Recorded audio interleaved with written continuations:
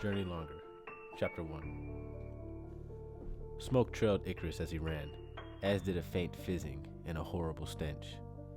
The pain had started in his index finger, but was getting worse. The burning sensation had crept past his wrist now. The wound was wrapped tight in a cloth, in his other hand a half-empty flask of water.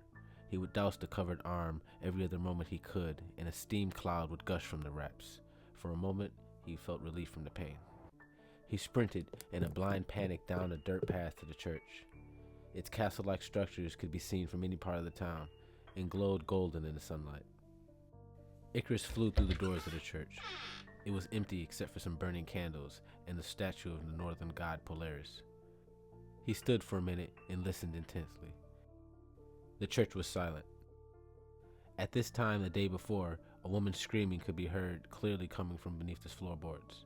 This silence made him frantic, but it didn't slow him down. Tumbling past stands and 10-foot tall candle holders, Icarus ran down the little-known stairway behind the podium. The stairs went down in a spiral for more than 100 steps.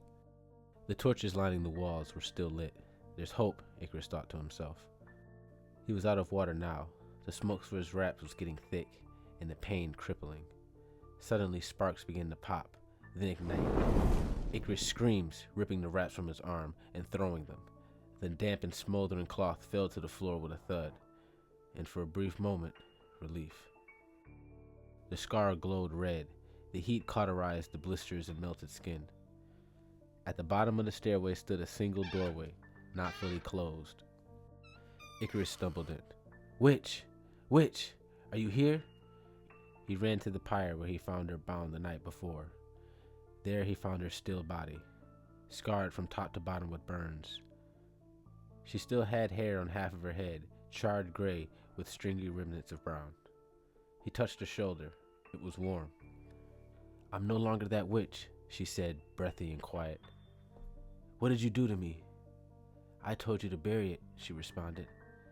What happens to you now is your own doing. I'm sorry. How do I fix it? If you could fix it, there would be no burning witch. I suggest you let it consume you now. It's over faster. Less pain. It was cursed. You didn't tell me that. I would never have taken it if I knew that. You did this. I told you to bury it. Whatever happens now is your fault. But you gave it to me, and you're not burning anymore. How do I put it on somebody else? I won't be you, witch. No, you couldn't be. I was innocent. Icarus grabbed her shoulder and dug his fingers into her damaged and weak skin. She winced in pain. Tell me what you know. Through her bared teeth, she asked, What did you do with the book? I sold it, he responded. The witch broke into a hard laughter, closer to madness than happiness. That's what I did. What if I get the book back and buried it? Would that stop it? She continued laughing until her face slowly drooped to a tired gasp. Her eyes closed, and a faint breath was all that remained. Witch! Witch!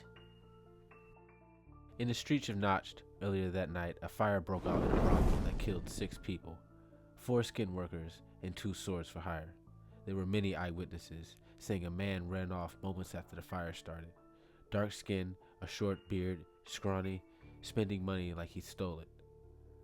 A small mob of frequents, swords drawn, had followed the trail of smoke and embers to the Polarian church. Icarus could hear the doors to the church being kicked in. He had not thought of the damage he had caused until now.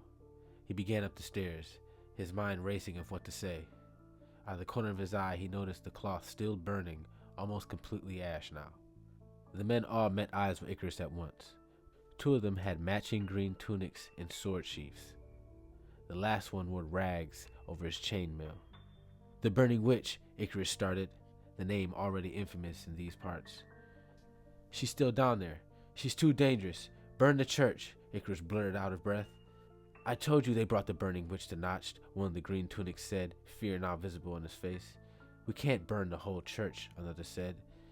This was my brother's first night as an Iron Cub, the second green tunic said, with fury in his voice. She has to pay for killing him like that. I'll kill her myself. The man started to the back of the podium. His fellow sword followed. Be careful. She's not bound, Icarus added. Icarus sighed in relief, but only for a moment. The pain was back. In an instant, the burning sensation took his whole hand. A warm, light red hue began growing from the crack-like wounds. He dropped to his knees. "Are you okay?" the remaining man said. She... What happened to your arm? That looks like a nasty burn." The man grabbed Icarus' arm and turns it over for a closer look. It happened in an instant. The man burst into flames. He screamed and dropped to the ground, rolling frantically. His screams caught the attention from the rest of the room, but the pain stopped again. Icarus took off for the doors of the church. "If they catch me, they'll kill me," he thought to himself. As he passed the doors, he rubs his bare hands along them. A streak of blood trails through his fingers, and seconds later, they burst into a roaring flame. Icarus ran along a dirt path until covered by trees. He ran until he couldn't hear the commotion of people running with water. 2 days ago, a man enters the Church of Polaris. He was an old man and wore a fox cloak. "Clergyman," he spat as he walked to the door. Icarus rose from his knees, holding a bucket and rag. "I need your assistance," he said as he waddled up to the seat next to where Icarus was cleaning, and sat. "I'm not a hateful person, my teacher, but I've done something with hate in my hands. I was doing what any man, any father, would do to protect their young." Icarus couldn't find a moment to inform him that he was not a holy man. He was, in fact, sentenced to clean the church for his own crimes. It made him wonder how devout the old man truly was. Icarus wasn't wearing holy garbs, nor did he address the man back as "my student." Whatever the reason, Icarus saw an opportunity peeking. The man continued, I paid a man to kill a stable boy. He makes my daughter laugh, and, well, she's at that age." He paused. "I fear my daughter may be tempted by low-hanging fruit. If she's anything like her father..." He paused again. "My family owns the largest grape and grains farm in the land. My forefathers worked hard to build this fortune. I won't have it squandered by some tradesman or stable boy." "What is it?" Icarus finally added. "I don't want them looking. I don't know what I'm looking for," he said, shoving his face into his hands. Is it not her holy duty to obey her father, to birth prosperous sons?" Icarus couldn't take his eyes off the man's rings, made of gold and porcelain. He wasn't lying about the fortune. Icarus found his moment. "She just needs to remember that duty when you're not around. I'll always be around. Yes, you seem like a model father. But what I mean is, she needs something all her own to remind her of that duty." "What did you have in mind, my teacher?" "My student, yours is a special prayer. To offer you my best would be to offer you this." Icarus presented a copy of a holy text. He had been holding it underneath his shirt. It didn't look like the typical holy text. Gold and rubies lined the outer cover. "I've never seen holy text that looks like that," the older man responded. "I could gift it to her. Make her promise to keep it with her at all times," he said, spirited.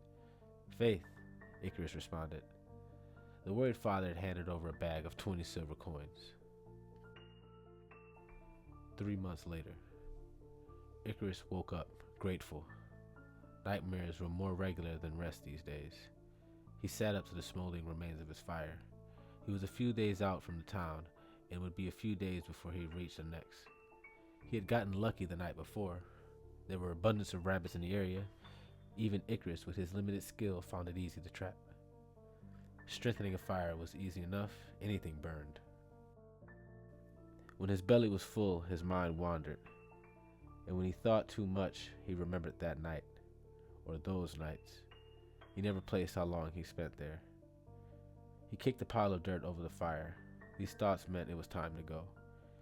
He unwrapped the bandages on his left hand, walked up to a large nearby tree, and pressed his bare hand against it. When it burst into flames, Icarus rebound his hand, wrapped the rest of his rabbit, and began for the trail to journey longer.